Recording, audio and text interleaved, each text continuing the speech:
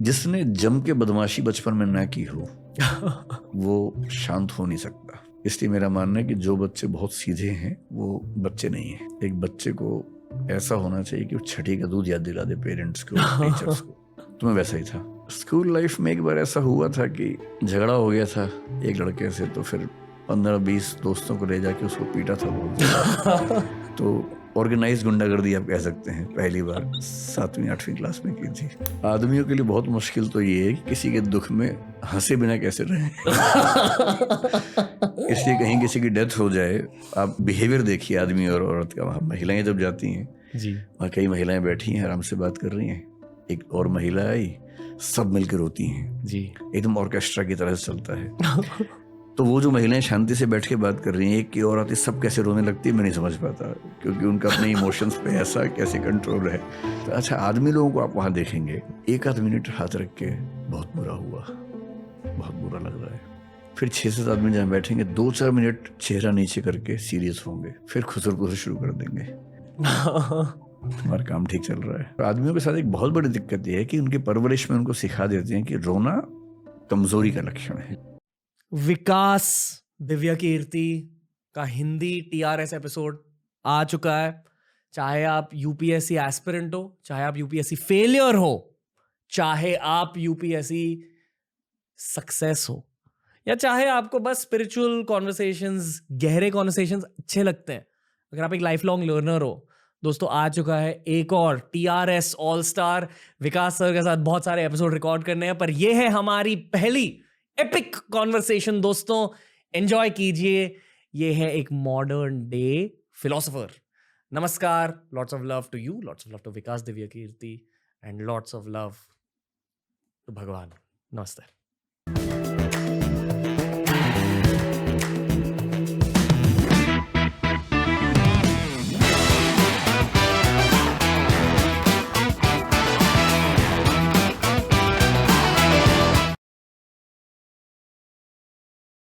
विकास sir, आपका इस studio में स्वागत है, TRS में आपका स्वागत है। बहुत बहुत धन्यवाद। बहुत अच्छा लग रहा है आपके सामने बस बैठकर। मुझे भी तो ये अच्छा लग रहा है।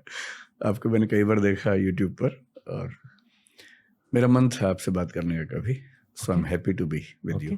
Thank you sir. ये मुझे एक तोहफा मिला था एक टिबेटन मंक से जी। ये एक बेल है और इसके साथ एक वज्र दिया जी। इस बेल का मतलब, उन्होंने कहा इस बेल का मतलब है विजडम, ओके, यानी कि नॉलेज, यानी कि Saraswati. I think experience knowledge को हम विजडम कहते हैं। हाँ। और इस वज्र का मतलब है कंपैशन, यानी कि दूसरों के जज्बातों को जानना। और ये बेल मैं बहुत कम उठाता हूँ इस पॉडकास्ट में, पर आज उठाऊंगा इस पॉडकास्ट के स्टार्ट में। Thank you, thank you. When wisdom meets compassion। Thank you. बहुत कम लोगों में ये स्किल होती है, to make wisdom meet compassion. दूसरों के दिलों को भी जानना और दूसरों को चीज़ें सिखाना भी एक्सपीरियंस के थ्रू। लोग बहुत शांति से बैठकर आपकी बातें सुनते हैं, तो बहुत रॉ सवाल है, पर क्यों, आपके अकॉर्डिंग क्यों? मतलब अगर बात स्टूडेंट्स की हो रही है तो सरप्राइजिंगली उसके पीछे मेरा व्यू ये है कि मैं स्टूडेंट लाइफ में बहुत ख़राब स्टूडेंट रहा हूँ। बहुत ख़राब मतलब अच्छा नहीं रहा हूँ, बहुत ख़राब तो शायद नहीं था।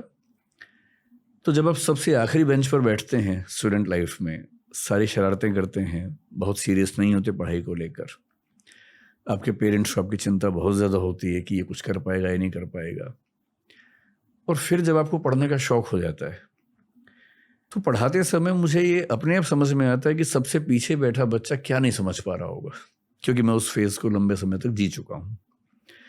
सो may be I have an ability to understand what he और शी नीड्स। वहाँ से बात को शुरू करना। फिर मुझे मेरे पेरेंट्स ने बचपन से डिबेटिंग में उतारा स्कूल के मंच पर, तो 2000 बच्चों के सामने मैं स्कूल टाइम में खूब डिबेट्स बोलता था, पोइट्री बोलता था।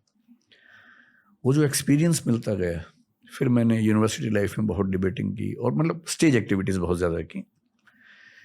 मुझे लगता है कि उन एक्टिविटीज़ ने मुझे बोलने का तरीका सिखाया। हंसी मजाक करना मेरी बचपन से आदत रही है, फितरत रही है। तो बोलने का कॉन्फिडेंस, हंसी मजाक करने की क्षमता, सबसे कमज़ोर बच्चे के मन में क्या दुविधाएं होंगी उनको समझ पाना, और फिर अंत में मेरा स्वधर्म जो है, जिसको गीता में कहते हैं कि आप वही काम सबसे अच्छा करेंगे जो आपका स्वधर्म है। मुझे लगता है कि मेरा स्वधर्म दरअसल पढ़ना पढ़ाना ही है। So when I teach I feel like I am into a spiritual experience. इस साल पेपर सबसे टफ पेपर था हाँ, सुनने में आया। प्रीलिम्स अभी जो हुआ कुछ दिन पहले रिजल्ट्स निकले। हाँ, रिजल्ट्स आ गए। ओके, क्या आपको पता चल जाता है कोचिंग के दौरान कि किस किस को सफलता मिलेगी और किस किस को सफलता नहीं मिलेगी? आइडिया लग जाता है। ओके ये ठीक वैसे ही जैसे आपको पॉडकास्ट के दौरान अंदाजा हो जाता होगा कि कौन सा कितना चलेगा, जी।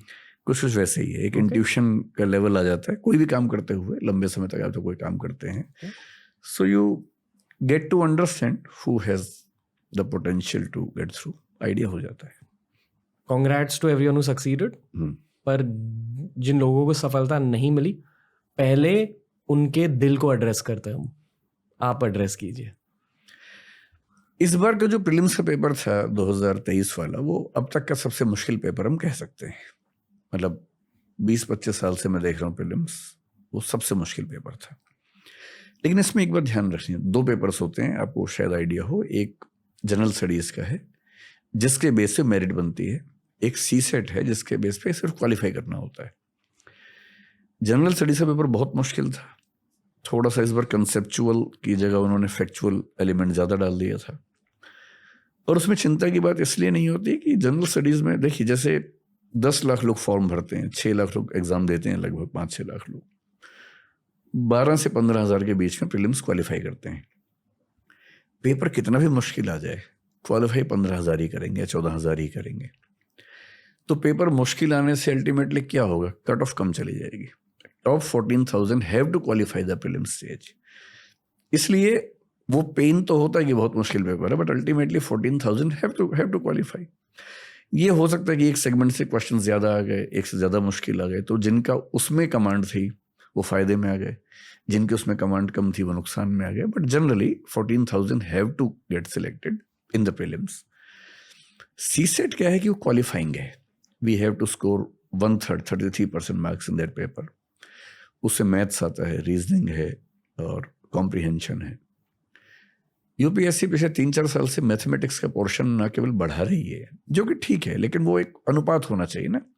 पहले क्या था कि 80 क्वेश्चंस में से लगभग 1/3 होते थे comprehension, reasoning, maths. So even if a student is not very good in maths, he और she can manage with the help of reasoning and comprehension, because 27 questions are to be corrected. तो UPSC ने maths का थोड़ा सा proportion बढ़ाया, बढ़ते बढ़ते वो करीब 40 क्वेश्चन तक आ गया 80 में से।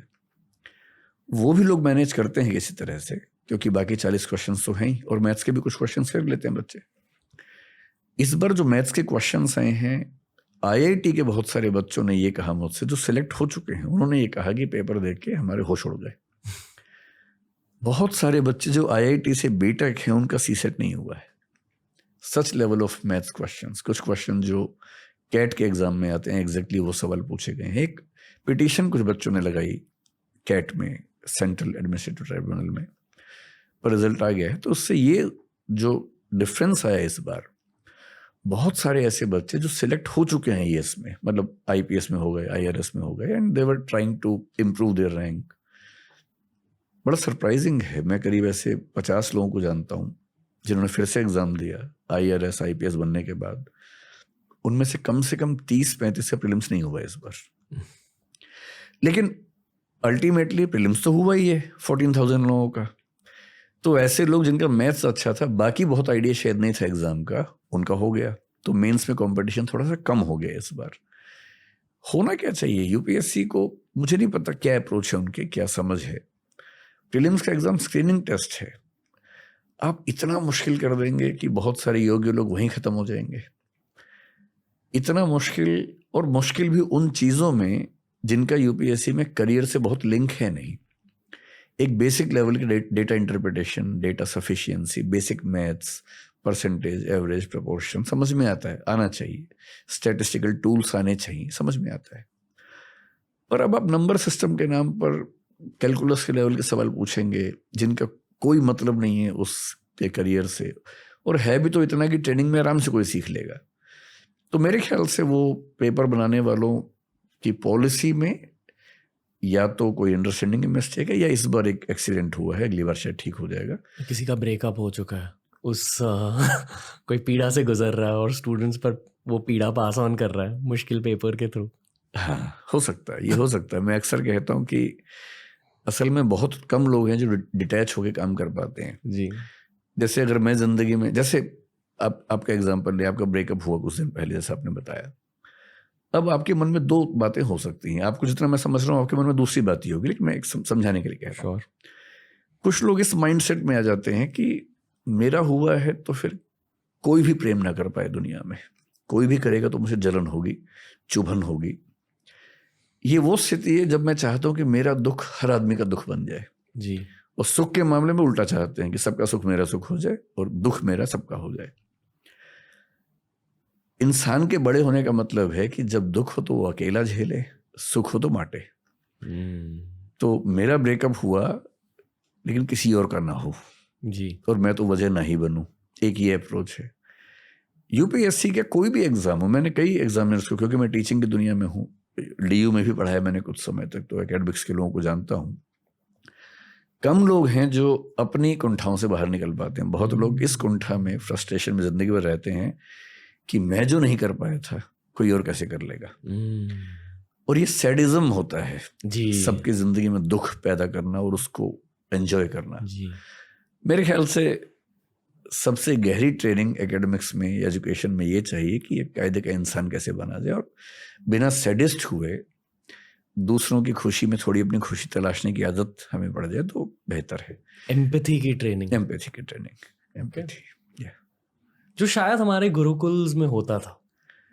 मैं बहुत श्योर नहीं हूँ, मुझे आइडिया है नहीं कि उसका क्या करिकुलम था, लेकिन एम्पैथी की ट्रेनिंग घरों में भी होती है। अगर पेरेंट्स की अंडरस्टैंडिंग ठीक होगी, पेरेंटिंग कैसी होनी चाहिए, तो एम्पैथी घर में भी सिखाते हैं। अगर दादाजी घर में हैं, दादी जी घर में हैं और बच्चों से कहते हैं कि उनके पैर दबाओ रोज रात को, अब इसको हो सकता है कोई वेस्ट के नज़रिए से चाइल्ड लेबर कहे या चाइल्ड एक्सप्लॉयटेशन कहे, पर मेरी नज़र में इससे बच्चा दो चीज़ें सीखता है। एक वो ह्यूमिलिटी सीखता है, विनम्रता सीखता है, और एक एम्पैथी सीखता है कि अगर मेरे दादाजी की टांगों में दर्द रहता है और मैं उनके पैर दबा रहा हूँ, तो एक तो मैं आधा घंटा उनके साथ गुजार रहा हूँ, दूसरा मुझे ये समझ आ रही है बात कि मेरा जीने का धर्म केवल मौज करना नहीं है, सेवा करना भी मेरे जीवन का एक हिस्सा है। और मैं उनके दर्द को नहीं बांटूंगा तो कौन बांटेगा। तो और एक विनम्रता, अगर जैसे मैं टीचर हूँ, कई बच्चे मेरे पैर छूते, मैं अच्छा नहीं फील करता हूँ, मैं उनको मना करता हूँ, पर इरेस्पेक्टिव ऑफ दिस मैं ये बिलीव करता हूँ कि पैर छूना अपने आप में एक बड़ा जरूरी कदम है, स्पेशली बच्चों के लिए। उनको झुकने की आदत रहनी चाहिए, और पैर में झुकना हम सिंबॉलिकली ये मानते कि आप व्यक्ति को सबसे ज्यादा सम्मान जो दे सकते हैं वो पैर छू के दे रहे हैं।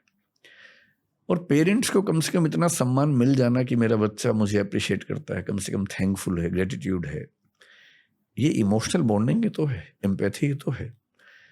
और इमोशनल इंटेलिजेंस का कंसेप्ट वेस्ट में 20-25 साल पहले आया, लेकिन ये तो अतीत में कब से चल रहा है। जब बुद्ध कह रहे थे कि करुणा ही है जो संसार को जोड़ती है, जब भवभूति उत्तर रामचरितमानस में एको रस करुण एवह कह रहे हैं कि दुनिया में एक ही रस है, वो करुण रस है, तो ऐसा थोड़ा ना कि एम्पैथी की ट्रेनिंग पश्चिम से में सीखनी पड़ेगी। एम्पैथी तो अतीत में कितनी बार, वाल्मीकि हमारे संसार का पहला कवि, पहली बार कवि क्यों बना?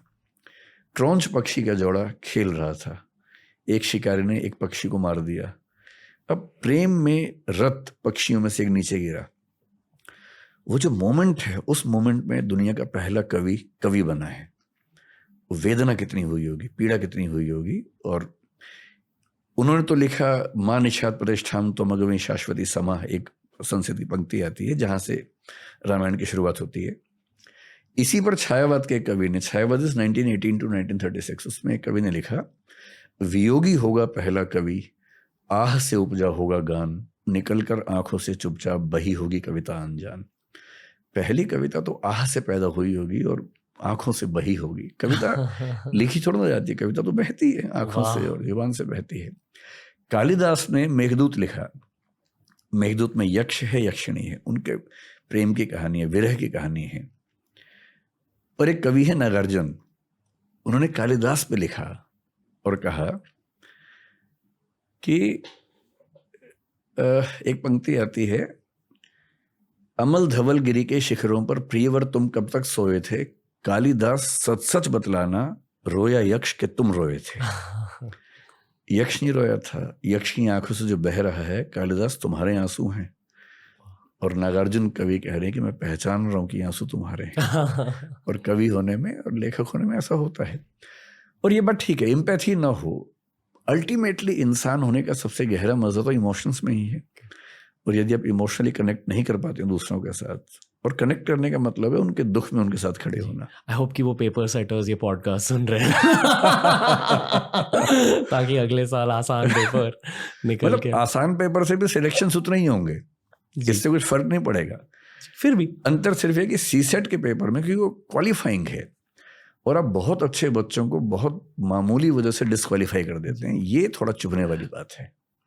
ओके, पर फेलियर्स को थोड़ा एड्रेस करते हैं सर। बहुत सारे लोग, मैं उन्हें इतना ही कहूँगा कि जो इस बार पेपर था सीसेट का, अगर आपका मैथ्स बहुत खराब है तो बस अगली बार से इतना ध्यान रखें कि सबसे पहले कॉम्प्रिहेंशन के ही सवाल करें, नंबर 2 पर रीजनिंग के सवाल करें, प्रैक्टिस करें कि पहले इनके सवाल कैसे करने हैं।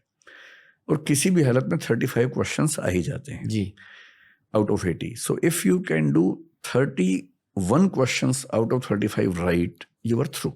और ये इतना मुश्किल नहीं है, यहाँ तक कि 35 क्वेश्चन में 30 भी ठीक कर देंगे और बाकी 45 क्वेश्चन छोड़ भी देंगे, तब भी क्वालिफाई कर लेंगे। और जो लोग इसे अपना लास्ट अटेम्प्ट मानते हैं, उन्हें आप क्या कहना चाहोगे? मैं ये कहूँगा कि या तो मैथ्स सीख लें, अगर मैथ्स में दिक्कत बहुत ज़्यादा है तो रीजनिंग कॉम्प्रिहेंशन में खूब प्रैक्टिस करें। ओके, इतनी प्रैक्टिस करें कि वो, क्योंकि क्या होता है कि 80 क्वेश्चंस 120 मिनट में करने हैं तो यू हैव 1.5 मिनट्स पर question. But if you decide that you will attempt only 40 questions, then you have 3 minutes पर क्वेश्चन। तो हर क्वेश्चन में 3 मिनट लगाने का चांस मिल जाता है। और वो 2 ही सेगमेंट्स करें, 40 ही क्वेश्चंस करें। जब क्वालिफाई ही करना है, 27 क्वेश्चन ही कर रहे हैं। होता क्या कि मैथ्स के क्वेश्चन जिन्होंने उठाए इस बार पहली बार, मुझे एक IIT के बच्चे ने बताया कि 8 मिनट पर क्वेश्चन की एवरेज इस बार आ रही है जो सॉल्व कर रहे हैं। इतना मुश्किल पेपर है। अब क्वेश्चन पेपर की डिमांड है 1.5 मिनट में एक क्वेश्चन करना है, आपके क्वेश्चन का लेवल 8 मिनट वाला है, तो जो मैथ्स में उलझा जनरली फंस गया। So I will suggest through your podcast कि कॉम्प्रिहेंशन और रीजनिंग के क्वेश्चंस को चुन चुन के पहले सॉल्व करें जल्दी से जी, 1.5 घंटे के अंदर 40 क्वेश्चन कर लें। उसके बाद मैथ्स के वो क्वेश्चंस करें जो उनको आते हैं। And if you can attempt 40-45 questions, it's fine. Okay. अगर आप पेपर सेटर होते हैं, या नॉट इवन पेपर सेटर, अगर आप पूरे UPSC को हेड कर पाते जी, आप पूरे सिस्टम में क्या चेंजेस लाते सर? पूरे सिस्टम में, I am sure this is something you thought about at some point. I think almost every day about this. क्योंकि देखिए, पहली बात, UPSC सच में एक बहुत ही शानदार इंस्टीट्यूशन है, इस पे कोई मतलब किंतु परंतु का मामला नहीं। आप ये जानते हो कि आप देश के एक बहुत बड़े इन्फ्लुएंसर हो इस डोमेन के ना? आई नो, तो जो आप बोलोगे, मैं बहुत सोच समझ के बोल रहा हूँ जी। और मुझे ये भी ध्यान है कि 2014 के मूवमेंट में मैंने UPSC के खिलाफ खूब जम के बोला था, कई TV चैनल से बोला था, कहा था कि UPSC is not a divine institution. मैं अपनी बात पे कायम हूँ, डिवाइन नहीं है। और ये बात सही है कि UPSC is one of the best institutions of the country. क्योंकि क्या होता है कि जब आप सिस्टम चलाते हैं तो दिक्कतें अलग होती हैं। सिस्टम को क्रिटिसाइज करना बहुत आसान होता है। हाँ जी, since I am running an institution of my own, हम लोग 1500 लोग काम करते हैं दृष्टि में, हम लोग मिलकर चलाते हैं इंस्टीट्यूशन। क्या होता है कि आलोचना करना इतना आसान काम है, आप कोई भी एक लूप होल ढूंढेंगे, आलोचना कर सकते हैं। पर सिस्टम को चलाना इस तरह से कि उसमें एक भी लूप होल ना हो, बहुत मुश्किल काम होता है। So when I empathise with the members of UPSC as well, तब मैं ये बात कहना चाह रहा हूँ, जनरली वो कोशिश करते हैं चीजें ठीक रहें, एक्सेप्ट कभी कभी उनके कुछ मेंबर्स की राय ऐसी होती है जिससे हम एग्री नहीं कर सकते। जैसे 2008 से 14 के बीच में UPSC में बहुत चेंजेस हुए, ड्रास्टिक चेंजेस हुए, जो मैं आज तक मानता हूं कि वो ठीक नहीं है। उनमें कई चेंजेस सीधे सीधे इंडियन लैंग्वेजेस के खिलाफ थे, नहीं होना चाहिए। एक लेवल प्लेइंग फील्ड होनी चाहिए, कोई भी भाषा हो, अंग्रेजी है, हिंदी है, मराठी है, तमिल है, किसी को नुकसान क्यों होना चाहिए। शहर का बच्चा, गांव का बच्चा, किसी को नुकसान क्यों होना चाहिए? पर जब आप कुछ ऐसी चीजें इंड्यूस करते हैं जो सीधे सीधे किसी को नुकसान पहुंचाती हैं, तो सवाल उठता है कि ये गलत अप्रोच है आपकी। तो UPSC in general is a good institution, this is the starting point. उनको प्रीलिम्स में मैथमेटिक्स का जो मानिया उनके दिमाग में बैठा हुआ है और जो फोबिया बच्चों के दिमाग में, उससे थोड़ा सा बचना चाहिए, है ना। इतना मैथ जितना यूपीएससी के पास चाहिए, कि आईएएस को कितना मैथ चाहिए भाई जी। क्यों उसको बहुत गहरे प्रश्न मैथ्स के आने चाहिए? उसको इतना आना चाहिए कि वो टेबल्स, ग्राफ बना सकता हो, समझ सकता हो, कैलकुलेशंस कर सकता हो, कोई रिपोर्ट आई है कैलकुलेशन से चेक कर सकता हो, उसकी कैलकुलेशंस फास्ट भी हों, यहाँ तक समझ में आता है। डेटा इंटरप्रिटेशन कर सकता हो, डेटा सफिशिएंसी देख सकता हो, डेटा मैनिपुलेशन तो नहीं लेकिन डेटा एनालिसिस कर सकता हो, ये सब पूछ लीजिए। लेकिन जानबूझ के इतना मुश्किल बनाना कि वो केवल वही लोग कर सके जिनका मैथ्स बहुत गहरा है, इसकी जरूरत नहीं है।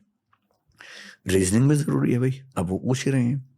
और सरप्राइजिंगली सीसेट में 2 सेगमेंट्स हैं, एक है इंटरपर्सनल स्किल्स और एक है डिसीजन मेकिंग। उस पर एक भी सवाल नहीं पूछ रहे 4-5 साल से। जबकि when you become an IAS or IPS officer, basically what you have to do is you have to take decisions, you have to communicate with the public. उस पर आप सवाल नहीं पूछ रहे, एक भी नहीं पूछ रहे सवाल।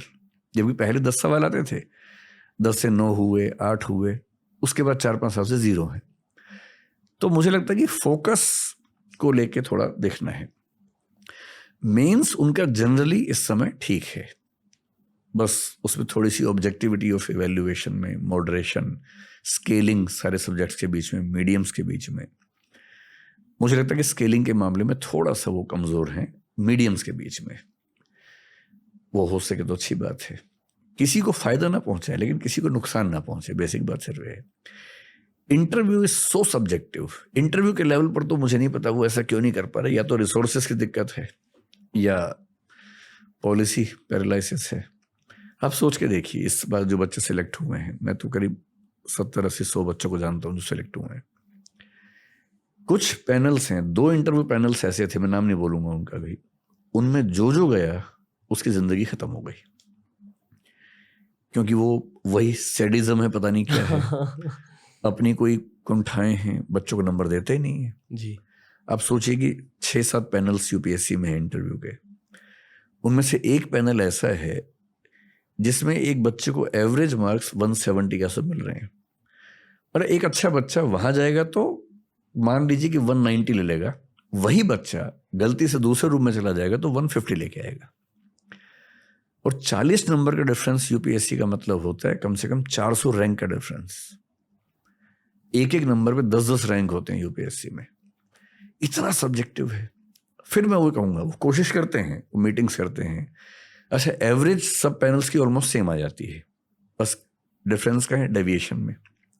अगर एक बोर्ड में सबको 160, 180, 160, 180, 170, 170 मिल रहे हैं और दूसरे में 130, 210, 125, 205 ऐसे मिल रहे हैं, एवरेज सेम आ गई जी।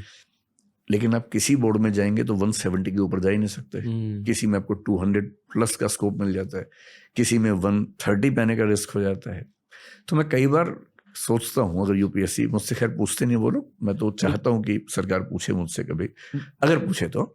यहाँ जो मैं समझ रहा हूँ, हाँ, वो ये है कि बहुत बड़ा ह्यूमन फैक्टर रहता है यहाँ। और सिंपल सॉल्यूशन है। आप 275 मार्क्स का एक इंटरव्यू ले रहे हैं, आप 100 के 3 कर लीजिए जी, 3 पैनल्स में इंटरव्यू करवा दीजिए। रिसोर्सेज की दिक्कत है, कुछ और मेंबर्स लाइए, टाइम बढ़ाइए, कुछ भी कीजिए भाई, ये देश का भविष्य है, किसी बच्चे का भविष्य है। आप केवल कुछ रिसोर्सेज बचाने के लिए एक ऐसे व्यक्ति को आईएएस बना देंगे जो अगले 35 साल तक परेशान करेगा आपको। इससे बेहतर है कि आप 3 इंटरव्यू ले लीजिए, या एआई लाइए एक ही इंटरव्यू में, एक एआई बॉट लाइए जो हो सकता है इंटरव्यूअर्स को रिप्लेस कर सके। हो सकता है आगे चल के ऐसा बूम। नहीं मस्ती कर रहा हूँ, बहुत रिस्पेक्ट करता हूँ हर इंटरव्यूअर की, सैडिज्म को भी रिस्पेक्ट करता हूँ इन सम वेज। मैं समझता हूँ जो कष्ट आपके दिल में, आप बेसिकली स्टूडेंट्स पर वो कष्ट फेंक रहे हो, पर सॉरी, ऐसा नहीं है कि वो मेंबर्स जानबूझ के नंबर कम दे रहे हैं, उनके दिमाग में ये बैठा हुआ है। जैसे आप स्कूल में जब पढ़ते होंगे जी, कुछ टीचर्स का मार्किंग पैटर्न काफी लिबरल होगा, कुछ का बहुत टफ होगा। जो जिंदगी में खुश थे उनका लिबरल, मतलब वो भी एक पॉसिबिलिटी है, पॉसिबल एक्सप्लेनेशन है। ऐसा हो सकता है कि जिंदगी में खुश है पर उसने बचपन में देखा कि सबसे अच्छे आंसर पे 10 में से 6 नंबर मिलते हैं, तो उसके दिमाग में बेंचमार्क 6 का बना हुआ है, वो 6 के ऊपर जाता ही नहीं है जी एक दूसरा व्यक्ति हो सकता है कि जिंदगी में बहुत खुश ना हो, पर बेंचमार्क उसके दिमाग में 8 का बना हुआ है जी वो 8 तक जाता है। और इतना सब्जेक्टिव है कि यूपीएससी मेंबर्स को कितना समझाए कि बराबर करो। इसका सॉल्यूशन सही बात यह है कि आप एक इंटरव्यू के बजाय 2-3 कर लीजिए, तो कम से कम जो स्कोप ऑफ सब्जेक्टिविटी कम हो जाएगा। ओके ये बात एसए में भी हो सकती है, एसए में सब्जेक्टिविटी बहुत ज्यादा होती है, so may be this paper can be evaluated by 2 examiners separately, ऐसा कुछ कर लें। ओके मुझे बहुत सुकून महसूस हो रहा है आपसे बात करके। आपकी एनर्जी ऐसी है, शायद इसलिए आपकी इतनी बड़ी फैन फॉलोइंग है हो सकता है कि जब आप किसी रूम में एंटर करते हो आप सुकून के साथ एंटर करते हो। शायद आपका बचपन कैसा था सर? जैसा होना चाहिए एक बच्चे का, ठीक वैसा। ऐसे ही थे आप? नहीं, बहुत शरारती, बहुत बदमाश। ओके देखिए एक कहावत है, हर साधु का एक अतीत होता है, उसे भी ध्यान रखना चाहिए। कोई साधु पैदाइशी नहीं होता। साधु बहुत बड़ा शब्द है, मैं खुद के लिए नहीं कह सकता हूँ, लेकिन जिसने जम के बदमाशी बचपन में ना की हो वो शांत हो नहीं सकता। इसलिए मेरा मानना है कि जो बच्चे बहुत सीधे हैं वो बच्चे नहीं है। एक बच्चे को ऐसा होना चाहिए कि वो छठी का दूध याद दिला दे पेरेंट्स को, टीचर्स को।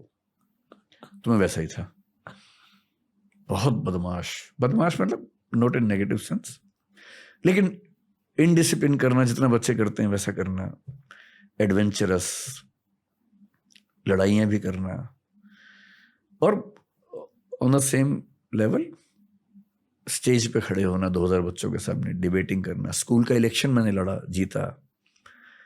पूरे स्कूल में एक माहौल इस तरह का बनाना, इलेक्शन कैंपेनिंग करना, हर क्लास में जाके बच्चों से बात करना, स्कूल में हीरो बन जाना, कभी कभी जीरो बनना, वो भी सब चीजें। टीचर से बहुत पिटना, कई हजारों बार मुर्गा बनना, वो सब भी किया। और हजारों बच्चों के सामने पुरस्कार मिले, ये भी कई बार। तो बहुत डाइवर्स, बहुत ही इंटरेस्टिंग किस्म की चाइल्डहुड रही है। कुछ गलत किया आपने जिंदगी में? बहुत सारी चीजें। ओके बहुत सारी। सबसे बड़ी गलती क्या थी? ऐसे कभी लिस्ट बनाई नहीं इस तरह से, लेकिन स्कूल लाइफ में एक बार ऐसा हुआ था कि झगड़ा हो गया था एक लड़के से, तो फिर 15-20 दोस्तों को ले जाके उसको पीटा था बहुत ज्यादा। तो ऑर्गेनाइज गुंडागर्दी आप कह सकते हैं, पहली बार 7वीं-8वीं क्लास में की थी। कहाँ की बात कर रहे हो आप? मैं हरियाणा में भिवानी एक शहर था, वहां रहता था। फिर उतना ही पिटा भी था घर पे आने के बाद, जब घर पे सूचना मिली। तो वो सब चलता था। लेकिन ऐसी कोई गलती जो बहुत रिग्रेट वाली हो, मुझे बहुत नजर नहीं आती। ओके उस लड़के से आप मिलो उसके बाद? नहीं, उसके बाद नहीं। शायद वो पॉडकास्ट देख रहे हैं आपका। हो सकता है देखे। आज तक खुन्नस के साथ आपके वीडियोस देख इसने मारा था, पर इस पॉडकास्ट देखकर उसे अच्छा लग रहा है। बहुत अजीब सवाल पूछना चाहूंगा, मतलब मैं ये जानता हूँ, बट ये मैं आपके दिल की बातें जानने की कोशिश कर रहा हूँ। आपको इतने व्यूज मिलते क्यों हैं आपके अकॉर्डिंग? इतने सारे लोगों ने डिमांड किया कि आपको लाना है पॉडकास्ट। अच्छा, मुझे इस बात का आइडिया नहीं है। अच्छा। मतलब बहुत बहुत सारे लोग चाहते थे। मतलब हम कमेंट सेक्शन बहुत ज़्यादा स्कैन करते हैं, और जब भी किसी का नाम दिख जाता है एक एक्सेल शीट बनाते हैं, और उस शीट में आपका नाम सबसे ज़्यादा फ्रीक्वेंटली मेंशन्ड होता है। अच्छा। हमेशा। क्यों? आपके अकॉर्डिंग क्यों इतना ज़्यादा प्यार? मतलब मेरे जो वीडियोस यूट्यूब पे हैं, जनरली काफ़ी लंबे वीडियोस हैं, फिलॉसफी पे हैं, कॉन्स्टिट्यूशन पे हैं। तो एक तो ऐसा ग्रुप है जिसको स्कूल कॉलेज में इन विषयों पर पढ़ने का मौका नहीं मिला, और उसको पढ़ के बड़ा अच्छा लगता है। ऐसे मुझे कई लोग मिलते हैं, मैसेज करते हैं। दूसरा, मेरी क्लासेस बहुत सारी हैं जो यूट्यूब पे हैं, उनमें हंसी मजाक बहुत ज़्यादा होता है। तो हंसते हंसते कोई इंपॉर्टेंट बात बीच में आ गई, उसकी रील्स बन गई। ऐसे हजारों चैनल्स हैं जो रील्स बनाते हैं, मैं नहीं जानता हूँ कौन है। तो उससे क्या होता है कि वो रील जब बच्चे बार बार देखते हैं, फिर एआई काम करता है इन सब ऐप्स में, आप एक बार देखेंगे तो बार बार आपके सामने आता रहेगा। तो मेरे ख्याल से यही वजह होगी कि सुकून मिलता होगा शायद कुछ लोगों को। मुझे सच में नहीं पता कि मैं इस सवाल का क्या जवाब दूं। क्यों इतनी पॉपुलैरिटी मुझे नहीं पता, सच में नहीं पता। आई फील कि किसी भी अच्छे पब्लिक स्पीकर में बहुत एम्पैथी होती है। आप में भी बहुत ज़्यादा एम्पैथी है, इतने सारे स्टूडेंट्स को पढ़ाकर, उनके दिलों के बारे में सीख कर। पर मेरा दिल ये कहता है कि आपका दिल एट सम पॉइंट आपकी लाइफ में टूटा है। नहीं, बिल्कुल नहीं, रोमांटिकली नहीं कह रहा हूँ। वैसे तो टूटते ही हैं दिल, सबके टूटते हैं। हाँ, मतलब लाइफ ने आपका दिल तोड़ा है, रोमांटिकली नहीं। हाँ वैसे तो मतलब 2-3 ऐसे इंसिडेंट्स हैं ही, बड़े इंसिडेंट्स हैं। क्या था सबसे बड़ा कैरेक्टर डेवलपमेंट का इंसिडेंट? हाँ, ये अगर कहना हो तो जब मैं 17 साल का था, डीयू में आ गया था। मैं 16.5 की उम्र में डीयू में आ गया था। तो मैं 16.5 की उम्र में डीयू में आ गया था। 17 का हुआ जब बीए फर्स्ट ईयर में था, तो हमारे घर में एक ट्रेजेडी हुई बहुत बड़ी। नॉट समवंस डेथ, लेकिन वैसी ट्रेजेडी हुई। सिंपल लैंग्वेज में कहें तो महल से सड़क पे आ जाने की स्थिति बन गई। So in the age of 17 when I was enjoying my life, सब कुछ था मेरे पास जो दिल्ली में एक बच्चे को चाहिए रहने के लिए। बस एक बाइक लेने वाला था मैं, उस समय ले नहीं पाया था, लेकिन दोस्तों के पास बाइक थी। उस समय अचानक ऐसा हुआ कि ये चीज़ें सब खत्म हो गई घर में, और फिर मुझे अपने पेरेंट्स और सबको सपोर्ट करने के लिए सेल्समैन की नौकरी करनी पड़ी। तो मैंने ग्रेजुएशन का अपना पूरा बाकी टाइम सेल्समैन की जॉब करते हुए निकाला। कैलकुलेटर्स बेचता था मैं, फिर प्रिंटिंग कार्ड्स बेचता था। मतलब प्रिंटिंग की एक सेटअप था, उसमें ऑर्डर्स लाना, प्रिंटिंग करवाना, सप्लाई करना, वो सब करता था। वो 2 साल बहुत टफ थे। ज़्यादा टफ ये नहीं था कि मैं काम कर रहा हूँ, वो तो ठीक है, बच्चे तो फ्लेक्सिबल होते ही हैं। अपने पेरेंट्स को बहुत अच्छी कंडीशन से अचानक बहुत खराब कंडीशन में आते हुए देखना, यहाँ सर्वाइवल भी एक क्राइसिस हो, रिस्क बहुत सारा, डेंजर बहुत सारा हो, वो बड़ा टफ था। लेकिन मैं अपने पेरेंट्स को हमेशा कहता रहा। अब तो मेरी माँ नहीं है, 4-5 साल पहले उनकी मृत्यु हो गई।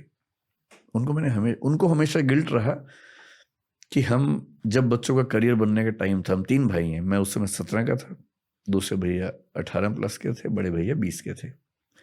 तो जिस स्टेज में करियर बनता है सब बच्चों का, ठीक उस समय क्राइसिस आया। तो मैंने अपने पेरेंट्स को कई बार ये बात समझाई बाद में कि सुविधाएं तो हर पेरेंट देता है, आप भी दे ही रहे थे, और उस क्राइसिस ने हमें जितना सिखाया उतना किताबें और स्कूल और कॉलेज कभी सिखा नहीं सकते थे। So that was the turning point, first turning point in my life, big turning point, जिसमें मुझे ये समझ में आ गया कि कुछ भी हाथ से निकल जाए, डरने की जरूरत नहीं है। अब मुझे डर नहीं लगता है। हम लोग 1500 लोगों की टीम है and we are doing good, पर अब डर नहीं लगता है मुझे उन सब बातों से। सेकेंड टर्निंग पॉइंट मैं कह सकता हूँ जिंदगी में तब आया जब मेरी माँ की मृत्यु 5 साल पहले हुई। वो इमोशनल सेटबैक बहुत बड़ा था मेरे लिए, जो मेरी सेल्फ इवेल्युएशन को उसने ध्वस्त कर दिया। मतलब मैं फील करता था कि मैं बहुत मजबूत इंसान हूँ और मुझे बहुत फर्क नहीं पड़ता इन चीज़ों से, लेकिन मुझे फर्क पड़ा, बहुत ज़्यादा पड़ा। मुझे कंफर्टेबल होने में 6 महीने से 12 महीने का समय लगा। एक आध महीना तो ये था कि मैं उस मुद्दे पर बात ही नहीं कर पा रहा था, बोल ही नहीं पा रहा था एक सेंटेंस भी, जबकि मैं ऐसा खुद को नहीं मानता था। बाकी काम की दुनिया में छोटे मोटे सेटबैक होते हैं। 3-4 साल पहले ऐसा हुआ कि हमारे टीचर्स के एक ग्रुप ने मुझे छोड़ के सबने एक साथ छोड़ दिया अचानक, और ऐसा लगा कि बहुत बड़ा क्राइसिस है, लेकिन मैनेज हो गया आराम से।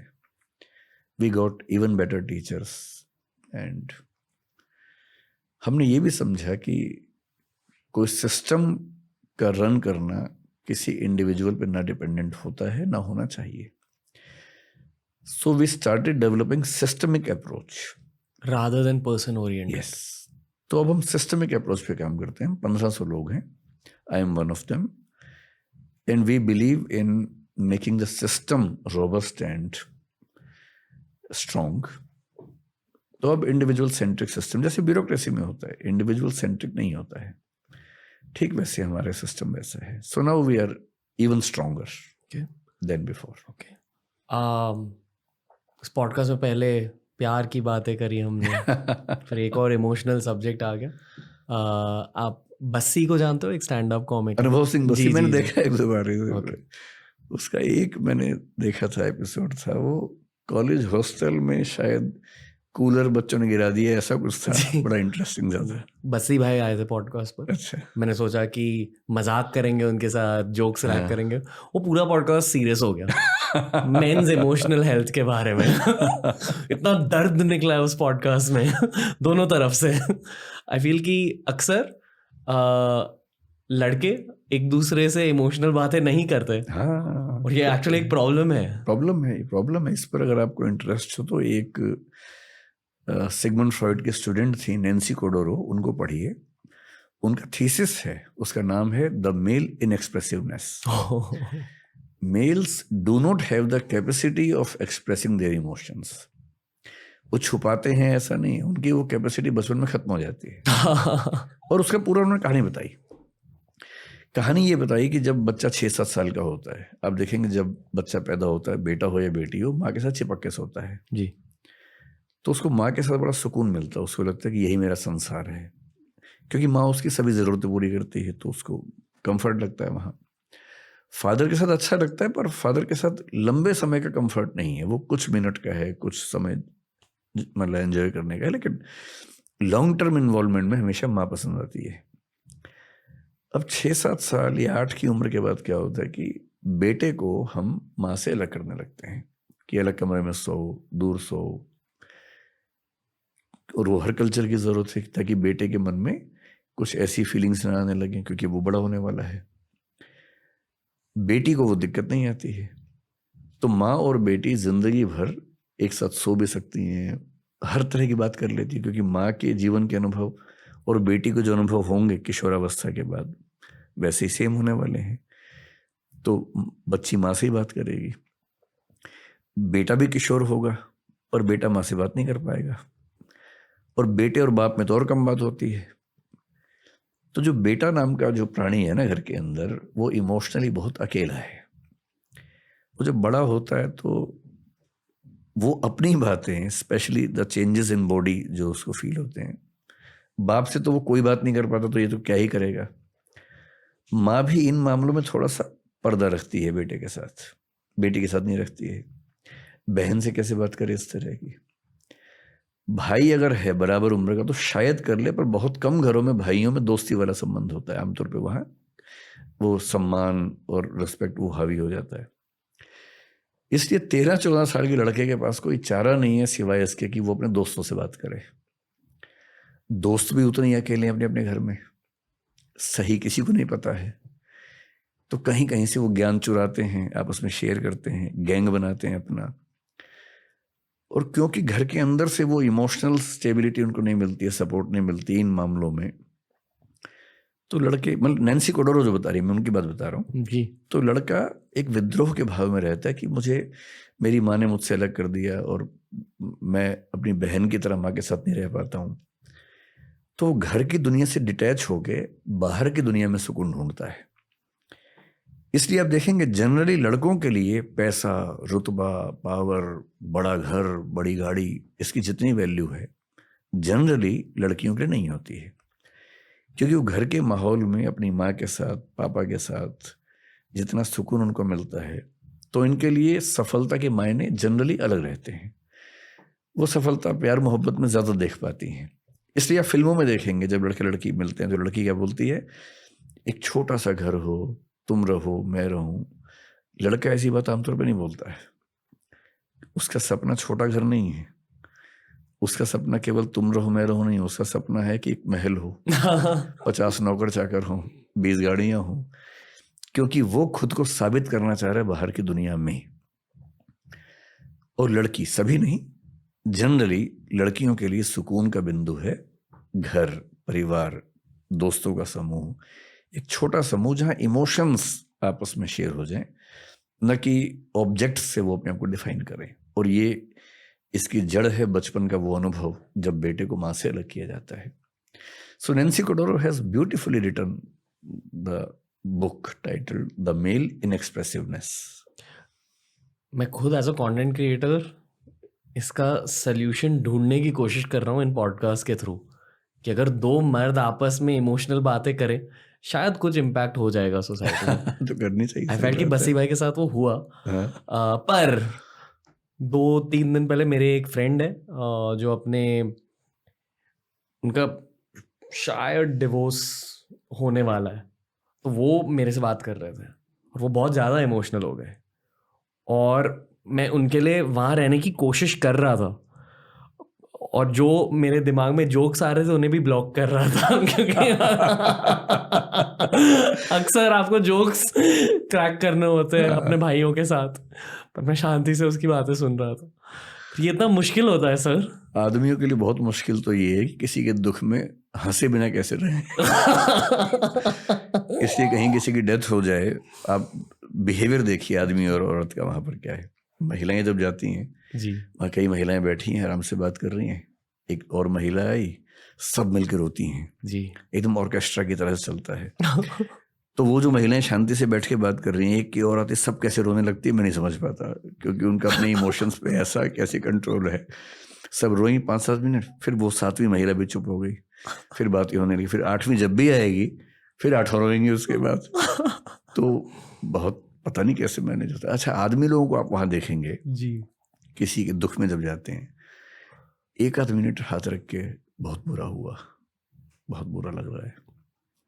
जिसको बुरा लग रहा है, जिसको दुख हुआ, बोलेगा हाँ कोई बात नहीं, हो जाता है। फिर वो जाके बैठ जाएंगे, आंसू तो भूल ही जाइए आप।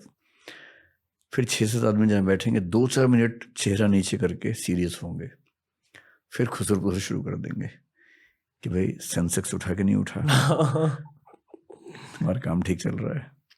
या फिर वो व्यवस्थाओं में लग जाते हैं, जी। पानी पिलाना सबको, जूते सबके लाइन ठीक कर देना, क्योंकि वो दुख व्यक्त करने के माहौल में रह ही नहीं सकते। जी जी और आदमियों के साथ एक बहुत बड़ी दिक्कत ये है कि उनके परवरिश में उनको सिखा देते हैं कि रोना कमजोरी का लक्षण है। अगर तुम्हारी आंख से आंसू निकलता है तुम लड़की हो, लड़का नहीं हो। तो लड़की होना लड़कों के लिए बहुत ही डिमीनिंग सी बात मान ली गई है, जबकि ये महिलाओं की ताकत है कि वो रो सकती हैं।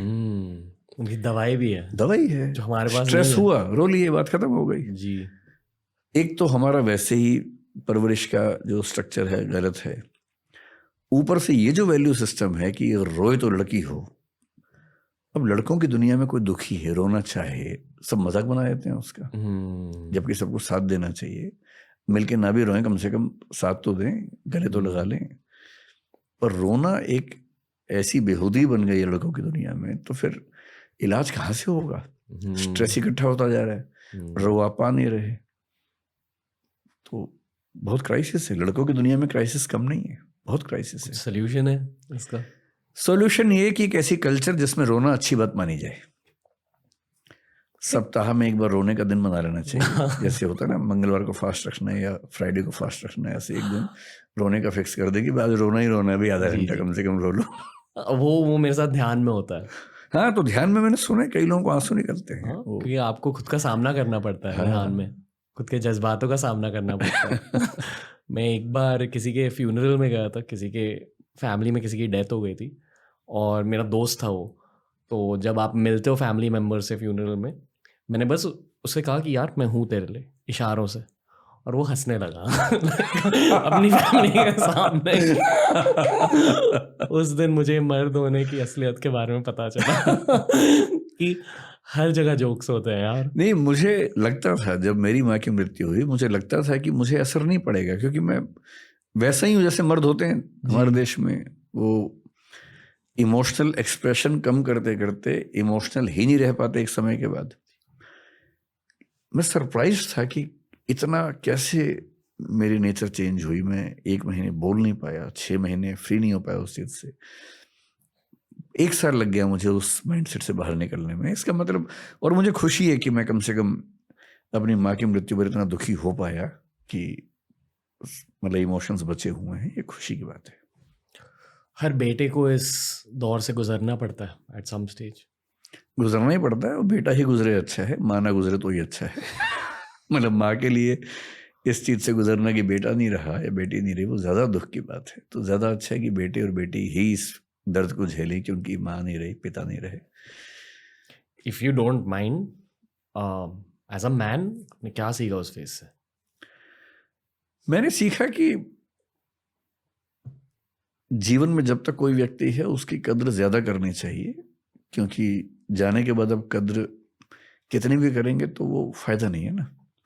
तो मतलब मैं अपनी माँ का बड़ा सम्मान भी करता था और हमारे बीच में बड़ा प्रेम भी था, पर फिर लगता है कि थोड़ा और समय दे पाता, रोज़ 1 घंटा और बैठ पाता। ये सब दुख तो होता ही है, और ये दुख सबको होना है। जब तक पेरेंट्स हैं आप टाइम बहुत दे नहीं पाएंगे, क्योंकि आप खुद व्यस्त हैं अपनी ज़िंदगी में। आप सुविधाएं दे देंगे, समय नहीं दे पाएंगे। और समय में दिक्कत ये भी है कि उनकी जनरेशन का थॉट प्रोसेस, रुचियां इतनी अलग हैं कि हम 2 4 5 मिनट के बाद कोई कॉमन पॉइंट भी नहीं बचता, क्या बात करें। जब केयर हम कर रहे हैं वो भी हमारी केयर कर रहे हैं, लेकिन अब विचार और अनुभव और दुनिया, ज़रूरतें इतनी अलग अलग हैं, ज़्यादा बात हो नहीं पाती है। लेकिन फिर ये कि जब वो नहीं रहते हैं तो लगता है कि काश और समय दिया होता। ये तो है, ये तो मैं अब सबको इतना ही बोलता हूँ जिनके पेरेंट्स ऐसी किसी अवस्था में है कि भाई जितना हो सके करो और समय भी दो, बाद में मलाल ना रहे कि कुछ कमी रह गई। ये गिल्ट बड़ा गहरा गिल्ट होता है। मैं लाइफ के उस फेज तक पहुंच गया हूँ जहाँ मुझे ऐसा लग रहा है कि मेरे सारे फैमिली मेंबर्स, मेरे माता पिता, चाचा, मामा, मामी, सब लोग अभी थोड़े थोड़े बच्चे की तरह बन रहे हैं। हाँ, और मुझे अल्फा बनने की ज़रूरत ज़्यादा फील हो रही है। ये भी अजीब फेज है। 30 से 40 की उम्र जिसमें अब आप आने वाले हैं ना, इस उम्र में पेरेंट्स की केयर ज़्यादा करने का मामला बनता है। और 40 से 50 के बीच में जनरली उनकी जुदाई झेलने का समय आता है। जनरली हमारे देश में जो एवरेज एज है उसके हिसाब से, किसी किसी केस में थोड़ा जल्दी होता है, किसी में बहुत बाद में होता है, लेकिन ऑन एन एवरेज 40 से 50 के बीच में ऐसा झटका लगता है। So yes, you have to be more attentive towards them. और क्या होता है इस उम्र में आके ना, उन्होंने जो अचीव करना था मोर और लेस कर लिया होता है, वो रिटायर्ड लाइफ के आसपास पहुंच चुके होते हैं। उनकी रिक्वायरमेंट ये बहुत ज़्यादा नहीं है कि फिनेंशियली कोई सपोर्ट करे, मतलब मिडिल क्लास में, क्योंकि वो जनरली इतना उनके पास होता है कि वो अपना काम चला लेते हैं। वो बहुत बड़ा इशू नहीं होता कई घरों में। उन्हें उनकी उम्र के कुछ दोस्त मिल सकें, ऐसा माहौल आप बना सकें, और उनके साथ दिन में 10 मिनट आधा घंटा कम से कम बैठ के बात कर लें। हो सके तो इमोशनल बातचीत, जो पहले की जनरेशन्स में आसान नहीं होता था। अब जो नई जनरेशन्स हैं पेरेंट्स के साथ इमोशनल बातचीत ज़्यादा कर पा रहे हैं। तो अब नई जनरेशन्स में इमोशंस का गैप कम हुआ है, एक्सप्रेसिव ज़्यादा हैं बच्चे। और मैं देखता हूँ कि पेरेंट्स आजकल बच्चों के दोस्त पहले की तुलना में ज़्यादा बन पा रहे हैं, विच इज़ गुड। लेकिन फ्रेंडली कितना ही बन लें, फ्रेंड तो नहीं बन पाएंगे, क्योंकि वो बच्चे नहीं बनाना चाहेंगे ना, फ्रेंड तो क्यों बनाएंगे। पर फ्रेंडली भी अगर हो पा रहे हैं तो ज़्यादा अच्छा है। कि मुझे लगता है आज से 30 साल बाद, जब मैं 30 तो शायद बच्चे भी नहीं, मेरे 20-25 ही बच्चे होंगे। आप ये सच में मानते हो? मुझे बचपन में किसी ने कहा कि तुम्हारी उम्र 77 ईयर्स की है। अब मुझे नहीं पता उस बात में कितना वजन है, पर मैं 50 का होने वाला हूँ। तो मेरे मन में बैठ गया है कि मैं 77 की एज में मरूंगा। बैठ गया है, हो सकता है एकदम गलत हो, कल का भी क्या भरोसा है। इसको ब्लिक कहते हैं फिलोसफी में। क्या? ब्लिक। ब्लिक का मतलब है कोई ऐसी चीज जिसका कोई कॉग्निटिव एविडेंशियल बेस नहीं है, पर एक बात बैठ गई है मन में, and which you treat as a fact and you decide about something on that basis. तो मैं ये मान के चलता हूँ कि मेरी एज 77 तक रहने वाली है, तो मैं प्लानिंग उसी हिसाब से करता हूँ कितने साल बचे हुए हैं। हो सकता है मैं करीब मर जाऊँ, क्या भरोसा है, वो तो कुछ भरोसा नहीं है। लेकिन हाँ, मतलब मेरा अनुमान है कि वैसे भी तो भारत की एवरेज एज उतनी ही है, तो मैं क्यों मानूं कि उससे ज़्यादा मिलेगा। सो ब्लिक इज, जैसे वही मुझे ब्लिक है कि 77 तक करीब रहना है, 25-27 साल अभी है, तो उसी हिसाब से फिर मैं अपनी ज़िंदगी के बाकी फैसले करूँगा। ओके। अजीब सवाल। कभी भी जैसे कर्मा, पुनर्जन्म जैसी चीज़ों के बारे में सोचते हो? मैंने इन पे खूब पढ़ा है, मतलब ये मेरे फेवरेट टॉपिक्स हैं। आत्मा, पुनर्जन्म, कर्म, इन सब के बारे में सोचता हूँ और लंबी बात कर सकता हूँ इन विषयों पर। जिस पे आपका इंटरेस्ट हो, जिस लेवल तक हो। एकदम एंड के लेवल तक इंटरेस्ट है मेरा। तो पूछिए क्या बोल। मैं मानता हूं कि जिंदगी के 2 कर्तव्य होते हैं। एक आपका मटेरियल कर्तव्य जो हर इंसान के लिए अलग होता है, पर उसका एंड हर इंसान के लिए सेम होना चाहिए, और वो है जनहित, सोसाइटी। ठीक है। दूसरा कर्तव्य है आध्यात्मिक ग्रोथ, जो आपको एक अच्छे इंसान बनने की वजह से थोड़ी सी मिलती है, भगवान को याद करने से थोड़ी ज़्यादा मिलती है, और अध्यात्म की पढ़ाई और मेडिटेशन से सबसे ज़्यादा मिलती है। ये मैं मानता हूँ, क्योंकि अध्यात्म की इंट्रोडक्शन मेरी लाइफ में हुई थी ऑटोबायोग्राफी ऑफ अ योगी की वजह से, जो योगानंद परमहंस की किताब है। I know. ये क्रिया योगा की फिलॉसफीज है। और जिंदगी ने मुझे ये सिखाया कि अगर आप जेन्युइनली, अगर आपके काम में आप इंटेंशन डाल देते हो कि ये काम लोगों के लिए या ये काम हीलिंग के लिए, तो भगवान आपका भी ख्याल रख लेते हैं। ये मैं मानता हूँ। तो मैं बस इन्हीं 2 फिलॉसफीज को लेकर मेरे लाइफ में आगे बढ़ रहा हूँ, और मेरा होप ये है कि अर्ली रिटायरमेंट लेकर मैं पूरे तरीके से सिर्फ सोशल वर्क और मेडिटेशन में घुस सकूं। इसलिए शायद मुझे पॉलिटिकल करियर नहीं चाहिए, ठीक है, क्योंकि आई नो कि वो ऑप्शन आ रहा है मेरी लाइफ में। बिजनेस के ऑप्शंस तो आते जाएंगे, पर एट सम पॉइंट मैं स्टेप बैक लेने वाला हूँ और सिर्फ ऊपर वाले को याद करने वाला हूँ। क्योंकि जितना मैंने किताबों से पढ़ा है, मैं ये डेफिनेटली मानता हूँ कि मोक्ष निर्वाणा जैसी चीज़ होती है। हम इस संसार में आते रहेंगे जब तक हमें अल्टीमेट स्पिरिचुअल प्रोग्रेस ना मिले, तब तक। और आई वुड लव कि अगर भगवान भी ये चाहे कि ये मेरा आखिरी जन्म हो इस संसार में, और मैं पूरे फोर्स के साथ वो कोशिश करूँगा कि ये असल में मेरा आखिरी जन्म हो, क्योंकि मुझे पता है कि मेरे अंदर कितना फोर्स है कि ये सब बना है। पर मटेरियल दुनिया में से वो फोर्स निकाल कर अगर मैंने पूरा फोर्स स्पिरिचुअल दुनिया में डाल दिया, आई थिंक वो मेरे लॉन्ग टर्म में मुझे खुश रखेगा, वो थॉट प्रोसेस। तो ये है मेरा ओपिनियन। आपका ओपिनियन क्या है? इसमें 2-3 पॉइंट्स हैं। एक तो जो स्पिरिचुअल जर्नी की बात आपने कही ना, क्या होता है कि हम जब बड़े होते हैं तो हमारा थॉट प्रोसेस चेंज होता है जी। इसलिए छोटा बच्चा अगर बदमाशी ना करे तो अपने स्वधर्म के खिलाफ जी रहा है। इसलिए बच्चों को बदमाशी करना बहुत ज़रूरी है, शरारती होना बहुत ज़रूरी है। और जितना ज़्यादा वो शरारती है उतना ज़्यादा उसे पोटेंशियल है। जनरली आप ये भी मान के चल सकते हैं। फिर क्या होता है कि कई फिलोसफर्स ने, और भारत के जो पुरुषार्थ व्यवस्था है उसमें एक बड़ी गहरी बात है कि 25 साल तक ब्रह्मचर्य कहा गया है। उसमें 25 से 50 गृहस्थ है, फिर वानप्रस्थ है, फिर सन्यास है। ये बहुत लोगों ने बहुत लंबे समय तक सोच समझ के सिस्टम बनाया होगा। एक कीरकेगार्ड नाम का फिलोसफर जर्मनी में हुआ, हीगेल से करीब 100 साल पहले, और हीगेल के समय में हुआ। और क्योंकि हीगेल बहुत पॉपुलर था, हीगेल एक रैशनलिस्ट था जो बहुत ही ऊट-पटांग बात बोलता था जिसको लोग समझ नहीं पाते थे। उसने बड़ी गहरी बात कही कि जिंदगी में फेजेस आते हैं। शुरू में आप सुखों के पीछे भागते हैं, अंधे होके भागते हैं कि मुझे ये खाना है, ये पीना है, सेक्स चाहिए, ये चाहिए, वो चाहिए। ये सब चीज़ें बहुत अट्रैक्ट करती हैं कुछ समय के लिए, लेकिन जब आप इससे बाहर निकलते हैं आपको गिल्ट नहीं तो कम से कम ये लगता है कि इतना क्यों पागल हो गए थे इसके पीछे। धीरे धीरे आप नैतिक जीवन की ओर बढ़ते हैं, फिर नैतिक जीवन से भी ऊब होने लगते हैं, फिर आप स्पिरिचुअल लाइफ की ओर बढ़ते हैं। इसी बात को एक शायर ने बड़े खूबसूरत अंदाज में कहा। मेरा बेटा अभी 16-17 साल का, 16.5 साल का, उसका फेवरेट शेर है, वो बड़ा शेर आजकल सुनाता रहता है मुझे। फितूर होता है हर उम्र में जुदा, फितूर होता है हर उम्र में जुदा, खिलौने, माशूका, रुतबा और खुदा।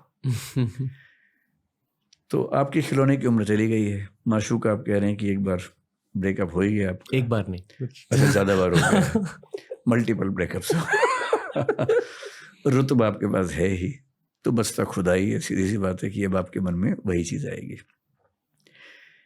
इसी बात को स्टैंडर्ड तरीके से अब्राहम मैस्लो ने समझाया कि हमारी ज़िंदगी में नीड्स चेंज होती हैं, और आप एग्जैक्टली वही बात कर रहे हैं जो उसने कही थी कि शुरुआत में फिजियोलॉजिकल नीड्स होती हैं, भूख, नींद, अगर आपकी नींद पूरी ना हो 2 दिन तो आप ध्यान की बात कभी नहीं सोचेंगे। नींद पूरी होगी, पेट भरा होगा तो आप ध्यान की बात सोच सकते हैं। पेट खाली होगा तो ध्यान बिल्कुल नहीं आएगा उस समय। फिर सेफ्टी की नीड है। आप यहाँ हैं, आसपास 3 लोग चाकू लेके खड़े हैं, ध्यान बिल्कुल दिमाग में नहीं आएगा। पहले सेफ्टी चाहिए।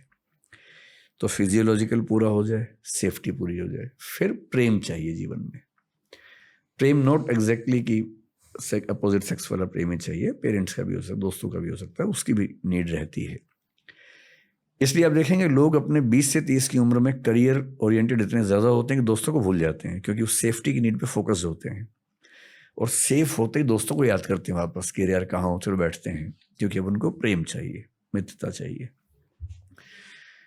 प्रेम के बाद होता है एस्टीम, इज्जत, रुतबा, जो आपको बहुत जल्दी मिल गया। कई लोगों को ताउम्र नहीं मिल पाता है, किसी को लेट मिलता है। जब इज्जत भी मिल गई, प्रेम भी मिल गया, सेफ्टी भी है, पेट भरा हुआ है, तो जो नीड पैदा होती है उसको सेल्फ एक्चुअलाइजेशन बोलते हैं, जिसको गीता की भाषा में कहे स्वधर्म, कि मैं किस चीज के लिए पैदा हुआ हूं, अब वो काम करना है। और ये आमतौर पर सोशल टच इसमें आता है। जैसे वानप्रस्थ भारतीय परंपरा में कि 50 तक कमा लो, परिवार सेट कर लो, 50 के बाद सोचो कि भाई अब 20-25 साल बचे, 30 साल बचे, कितना अपने लिए करोगे, जिस समाज से लिए उसको लौटाओ। वानप्रस्थ का मतलब है परिवार में रहते हुए तटस्थ होने की प्रक्रिया, डिटैच होने की प्रक्रिया, कि मैं हूं संसार में, परिवार में हूं, रिश्ते निभाऊंगा, लेकिन अब मेरा ज्यादा ऊर्जा और समय समाज को खर्च होगा, समाज के लिए खर्च होगा। इसी को अब्राहम मैस्लो क्या बोल रहा है, सेल्फ एक्चुअलाइजेशन। वो नेसेसरली समाज नहीं है। कोई अगर पेंटिंग करने का बहुत शौक लेके पैदा हुआ, वो पेंटिंग करे, इस बात से मुक्त हो गए कि पैसा आएगा या नहीं। 3 इडियट्स फिल्म में जो थीम थी कि भाई अपना हुनर है ना, उसके पीछे दौड़, सफलता आ जाएगी अपने आप।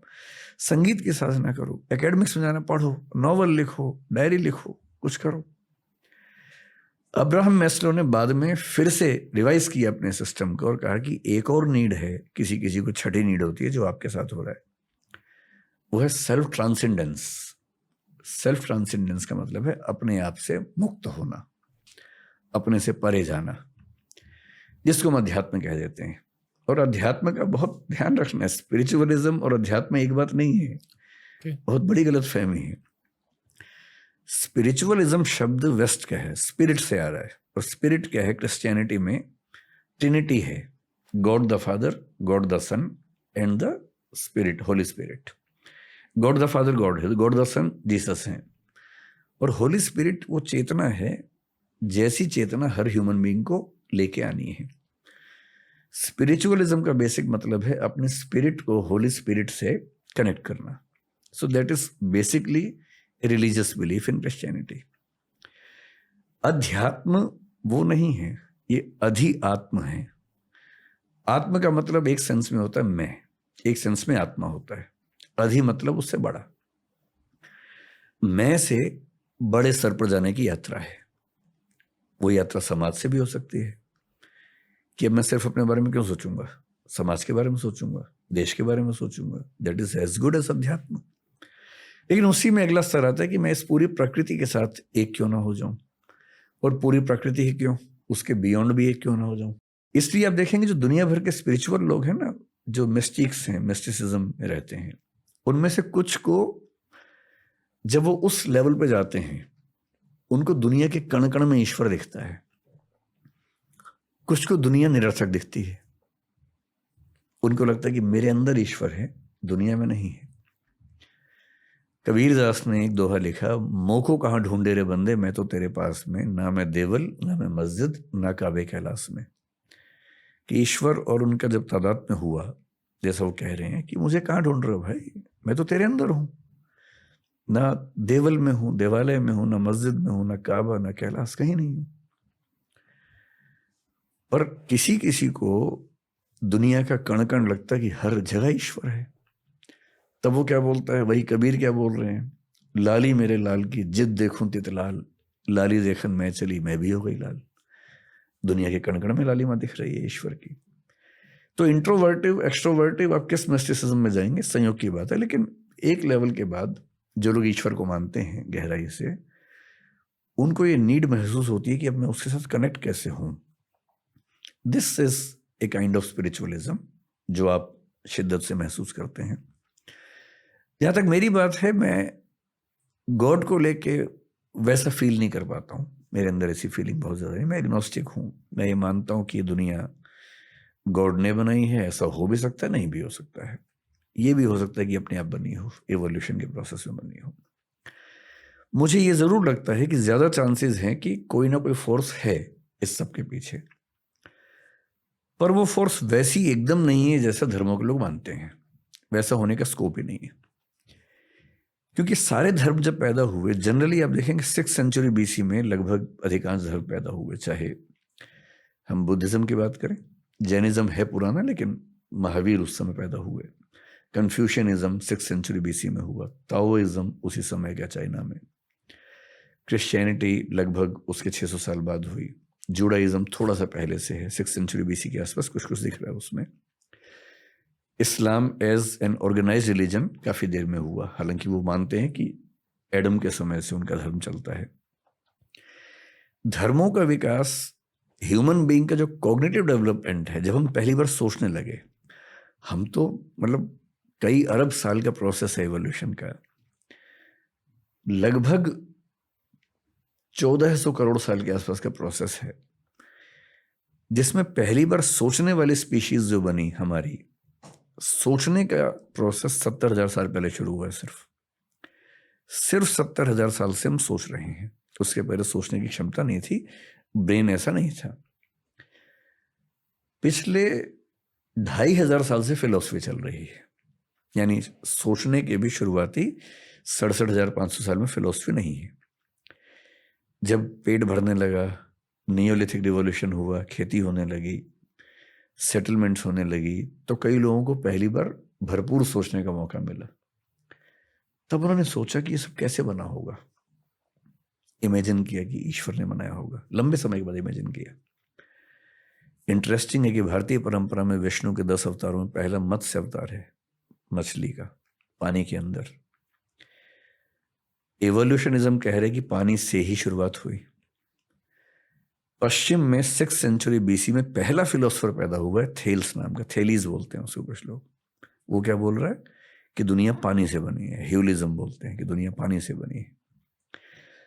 मैं जो कहना चाह रहा हूं कि ये सारी फिलोसफीज बहुत ज्यादा प्रभावित हैं इस संसार के अनुभवों से, जबकि सच ये है कि पूरे यूनिवर्स में, अगर मैं इस पूरी दीवार को यूनिवर्स मान लूं, तो जो हमारा पृथ्वी जो हमारी है ना, वो क्या मैं कहूं, एक मच्छर को भी 100 से डिवाइड कर देंगे उतना हिस्सा बनेगा।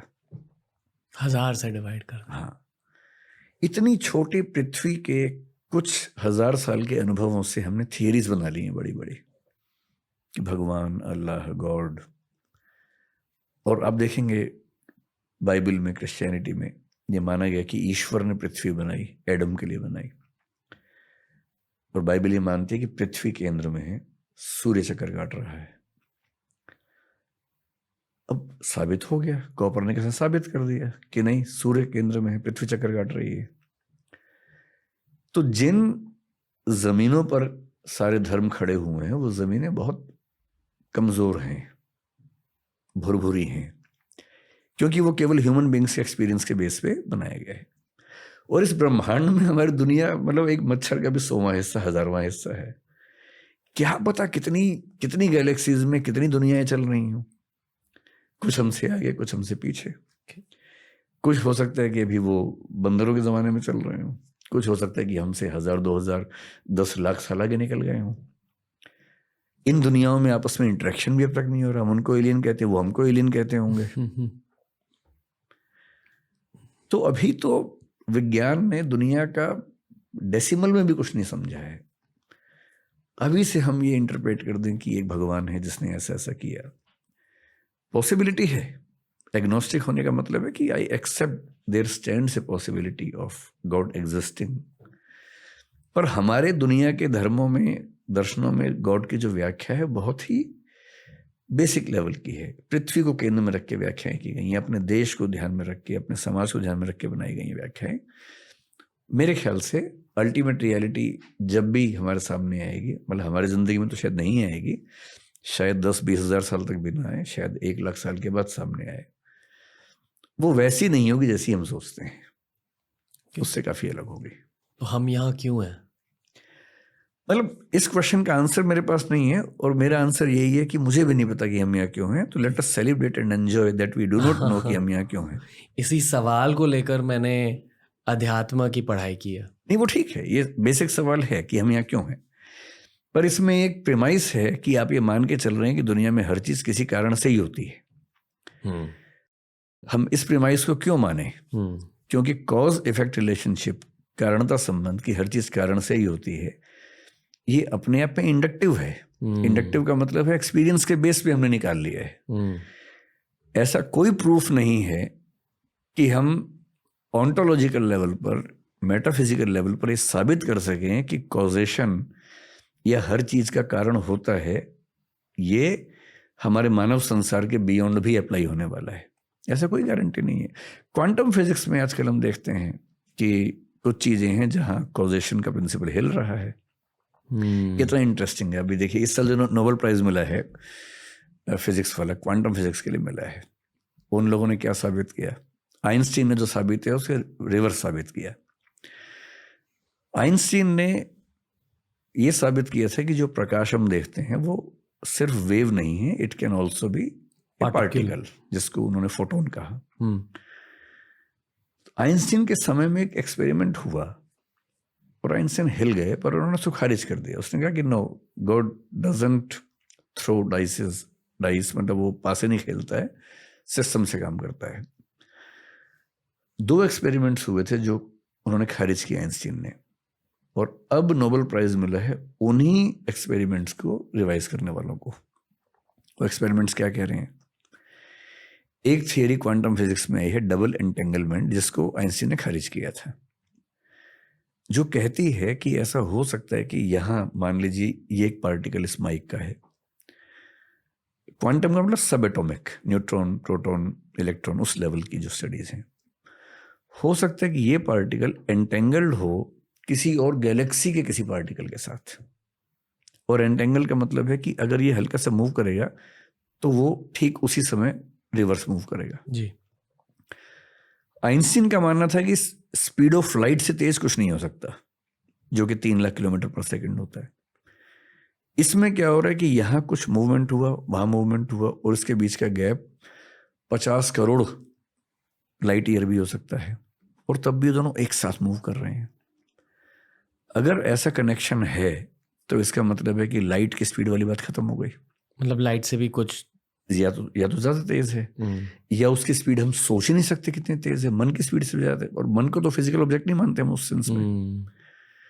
फिर वो जो प्रकाश की किरण है, जब डबल स्लिट एक्सपेरिमेंट यूज किया गया तो देखा गया कि वो बिहेव करती है अलग अलग, जब उसको देखा जाए और जब ना देखा जाए। अगर आपने एक्सपेरिमेंट किया, डबल स्लिट एक्सपेरिमेंट बोलते हैं, 2 पार्ट से बांटते हैं, तो देख रहे हैं तो शायद उसका बिहेवियर हो जाता है पार्टिकल वाला, नहीं देखते तो वेव वाला हो जाता है, और जैसे ही उसको ऑब्जर्व करने का इंस्ट्रूमेंट लगता है बिहेवियर चेंज हो जाता है। इसका मतलब जिसको आप भौतिक मान रहे हैं वो इतना भौतिक भी नहीं है। यानी कि ऑब्जर्व किए जाने से, भाई हमें कोई ऑब्जर्व करता है, हमारा बिहेवियर चेंज हो जाता है, ये तो समझ में आता है। लेकिन लाइट के पार्टिकल्स का बिहेवियर अगर चेंज होता है देखे जाने से, इसका मतलब भौतिक और चेतन, मैटर और कॉन्शियसनेस का जो डाइकोटमी हम मानते हैं कि दोनों अलग अलग हैं, शायद वो भी नहीं है।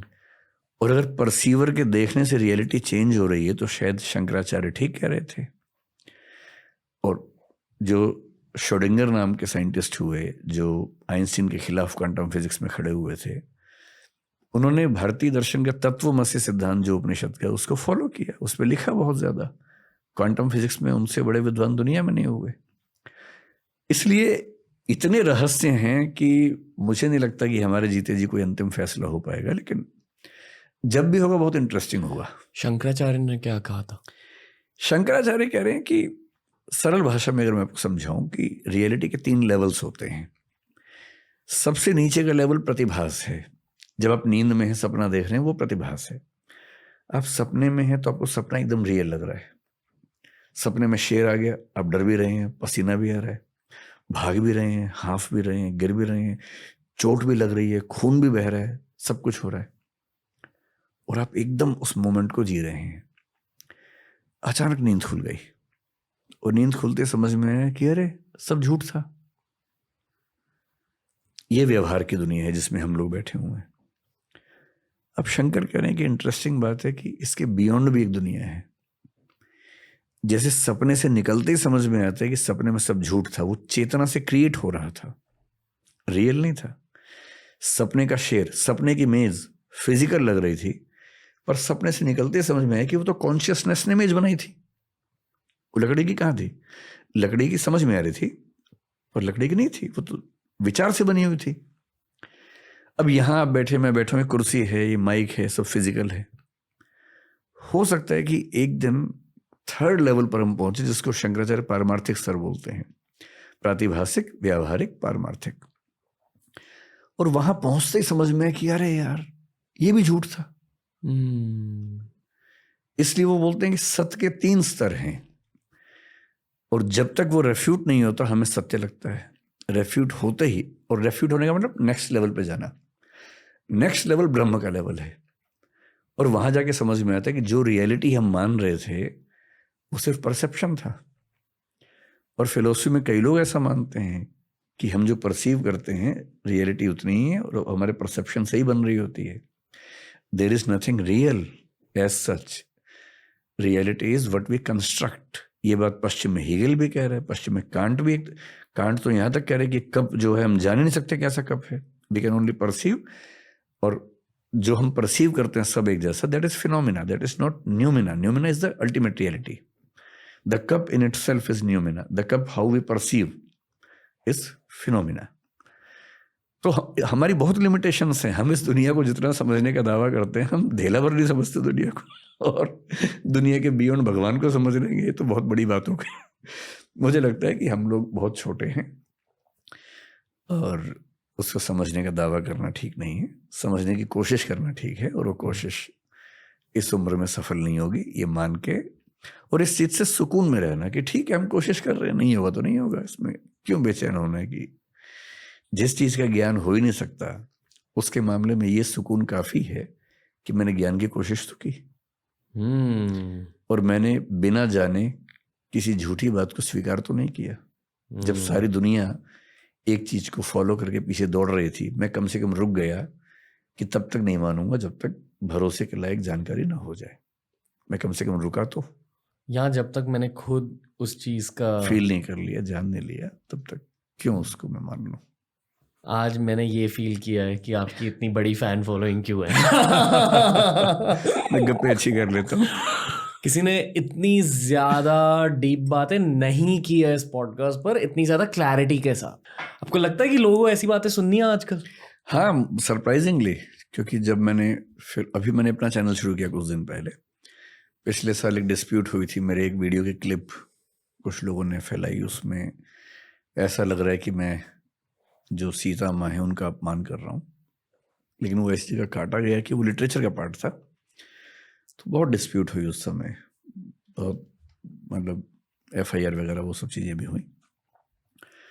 तो मुझे लगा कि कभी ऐसा हो तो कम से कम मेरा अपना एक मंच तो हो।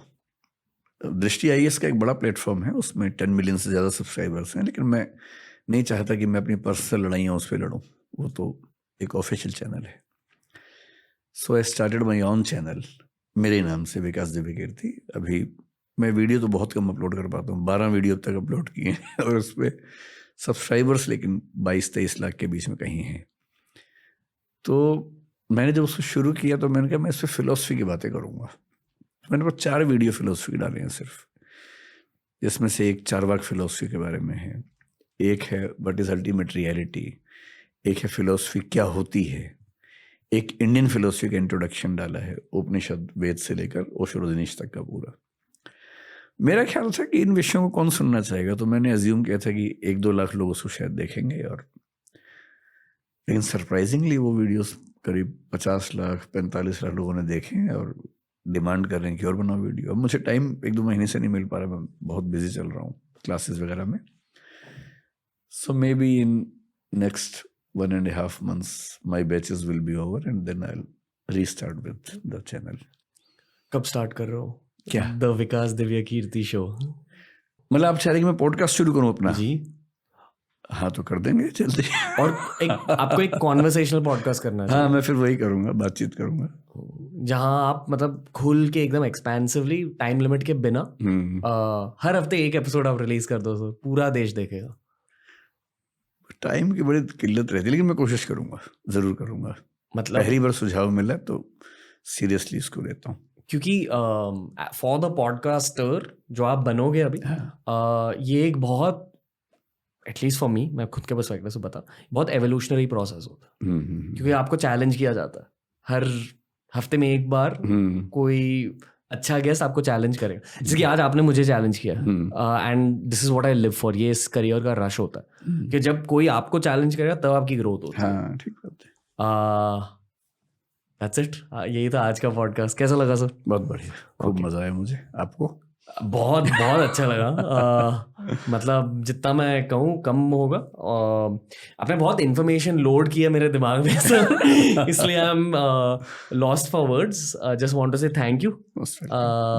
जो मैंने इस पॉडकास्ट के शुरुआत में कहा कि विजडम मीट्स कंपैशन, यही थी इस पॉडकास्ट की थीम। तो थैंक यू सर। देश के लिए भी बहुत कुछ कर रहे हो as a thought leader, and I wish you all the best and even more sir. जो भी आपके दिल में है वो सब होना चाहिए, और जो भी आपके दिल में नहीं भी है अध्यात्म के बारे में वो भी शायद होना चाहिए आपके साथ। Thank you sir, lots of love, lots of respect, thank you.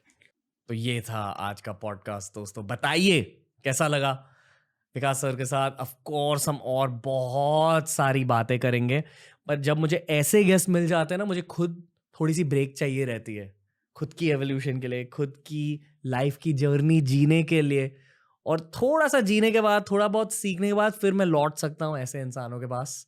तो अगली बार जब विकास सर आएंगे मुंबई, तो आप बताइए हमें किन टॉपिक्स को कवर करना चाहिए। जब मैं उस एपिसोड को रिकॉर्ड करने जाऊंगा ना, उसके पहले ये वाली कमेंट सेक्शन पढ़ूंगा। मुझे बहुत ब्रूटली बताइए कि मैं खुद एज अ पॉडकास्टर इंप्रूव कैसे कर सकता हूं।